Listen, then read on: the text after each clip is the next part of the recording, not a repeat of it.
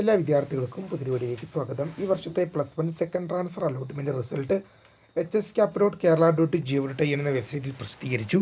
അപ്പോൾ പല വിദ്യാർത്ഥികളും ചോദിക്കുന്ന മറ്റ് സംശയമാണ് അലോട്ട്മെൻറ്റ് കിട്ടിയവരും കിട്ടാത്തവരും ഇനി ചെയ്യേണ്ട കാര്യങ്ങൾ. അതോടൊപ്പം തേർഡ് ട്രാൻസ്ഫർ അലോട്ട്മെൻറ്റ് ഉണ്ടോ എന്ന് തമ്മിൽ ചേർത്തിട്ടില്ല, ഞാൻ ചേർത്തോളാം. തേർഡ് ട്രാൻസ്ഫർ അലോട്ട്മെൻറ്റ് ഉണ്ടോ എന്ന് വിശദമായ വാർത്തയ്ക്ക് മുൻപായി അഡ്മിഷൻ സംബന്ധമായ എല്ലാ അറിയിപ്പുകൾക്കും വേണ്ടി ഇപ്പോൾ തന്നെ മറക്കണ്ട ചാനൽ സബ്സ്ക്രൈബ് ചെയ്ത് കൂടെ പറയാൻ പ്രത്യേകം ശ്രദ്ധിക്കുക. സബ്സ്ക്രൈബ് ചെയ്യുന്നതിന് നോട്ടിഫിക്കേഷൻ ബെല്ലുകൾ ഓൾ ഓപ്ഷൻ എനേബിൾ ചെയ്യുക. ചാനൽ വീഡിയോസ് നിങ്ങൾക്ക് ഉപകാരപ്പെടുന്നതാണെന്നുണ്ട് തീർച്ചയായും ലൈക്ക് ചെയ്യുക, സുഹൃത്തുക്കളിലേക്ക് ഷെയർ ചെയ്യുക. അപ്പോൾ നമുക്ക് നേരെ വീഡിയോയിലേക്ക് പോകുമ്പോൾ നമ്മുടെ ചാനൽ വീഡിയോ കാണുന്ന 100 വിദ്യാർത്ഥികൾ വീഡിയോ കാണുമ്പോൾ 10 പേർ പോലും നമ്മുടെ ചാനൽ സബ്സ്ക്രൈബ് ചെയ്യുന്നില്ല. അപ്പോൾ വിദ്യാർത്ഥികൾ അങ്ങനെ അവർ തീർച്ചയായും സബ്സ്ക്രൈബ് ചെയ്യുക, നോട്ടിഫിക്കേഷൻ ബെല്ലുകൾ ഓൾ ഓപ്ഷൻ എനേബിൾ ചെയ്യുക. ചാനൽ വീഡിയോസ് നിങ്ങൾക്ക് ഉപകാരപ്പെടുന്നതാണെന്നുണ്ട് തീർച്ചയായും ലൈക്ക് ചെയ്യുക, സുഹൃത്തുക്കളിലേക്ക് ഷെയർ ചെയ്യുക. അപ്പോൾ നമുക്ക് നേരെ വീഡിയോയിലേക്ക് പോകാം. ഈ വർഷത്തെ +1 സെക്കൻഡ് ട്രാൻസ്ഫർ അലോട്ട്മെൻറ്റ് റിസൾട്ട് പ്രസിദ്ധീകരിച്ചു. hscap.kerala.gov.in എന്ന വെബ്സൈറ്റ് വഴിയാണ് ഫലം വിദ്യാർത്ഥികൾക്ക് അറിയാൻ സാധിക്കുക. hscap.kerala.gov.in hscap എന്ന 5 അക്ഷരം നിങ്ങൾക്ക് ഗൂഗിളിലോ ക്രോമിലോ കയറി സെർച്ച് ചെയ്ത് കഴിഞ്ഞാൽ റിസൾട്ട് സൈറ്റിലേക്ക് നിങ്ങൾക്ക് പ്രവേശിക്കാം.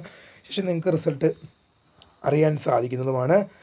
അപ്പോൾ hscap.kerala.gov.in എന്ന സൈറ്റിൽ കയറിയ ശേഷം നിങ്ങൾ എന്ത് ചെയ്യുക, തുറന്നു വരുന്ന പേജിൽ നിങ്ങൾ എന്ത് ചെയ്യുക, നിങ്ങൾ കാൻഡിഡേറ്റ് ലോഗിൻ SWS എന്നൊരു ലിങ്ക് അവിടെ ഇപ്പോൾ വന്നിട്ടുണ്ട്. കാൻഡിഡേറ്റ് ലോഗിൻ SWS എന്ന ലിങ്ക് വന്നിട്ട് അതിൽ ക്ലിക്ക് ചെയ്ത് കഴിഞ്ഞ് നിങ്ങളുടെ ആപ്ലിക്കേഷൻ ഐ ഡിയും പാസ്വേഡും ഡിസ്ട്രിക്റ്റും ജില്ലയും നൽകി ബ്ലാക്കിൻ്റെ മേൽ കറുപ്പിൻ്റെ മേൽ കറുപ്പ് എഴുതുമ്പോൾ തിരിയുന്നില്ല അല്ലേ. ആപ്ലിക്കേഷൻ ഐ ഡിയും പാസ്വേഡും ഡിസ്ട്രിക്റ്റ് ജില്ലയും നൽകി ലോഗിൻ എന്ന ഐക്കണിൽ നിങ്ങൾ ക്ലിക്ക് ചെയ്യുക. ശേഷം congratulation you have got transfer എന്ന് കാണിക്കുവാണെങ്കിൽ നിങ്ങൾക്ക് ട്രാൻസ്ഫർ അലോട്ട്മെൻറ്റ് ലഭിച്ചു. ഇനി sorry you have no transfer എന്ന് കാണിക്കുവാണെങ്കിൽ നിങ്ങൾക്ക് ട്രാൻസ്ഫർ അലോട്ട്മെൻറ്റ് ലഭിച്ചില്ല. ഇനി ആ ട്രാൻസ്ഫർ അലോട്ട്മെൻറ്റ് കിട്ടിയവരും കിട്ടാത്തവരും ഇനി ചെയ്യേണ്ട കാര്യങ്ങളാണ് ഈ ഒരു വീഡിയോയിൽ കൂടെ നിങ്ങളുമായി പങ്കുവെക്കാനുള്ളത്. അപ്പം നമുക്ക് നോക്കാം. ട്രാൻസ്ഫർ അലോട്ട്മെൻറ്റ് കിട്ടിയവർ ചെയ്യേണ്ട കാര്യങ്ങൾ. കിട്ടിയവർ 6, 7, 8 ഈ 3 രീതികളിലായിട്ട് എന്ത് ചെയ്യണം, അഡ്മിഷനായി സ്കൂളുകളിൽ ഹാജരാകേണ്ടതാണ്.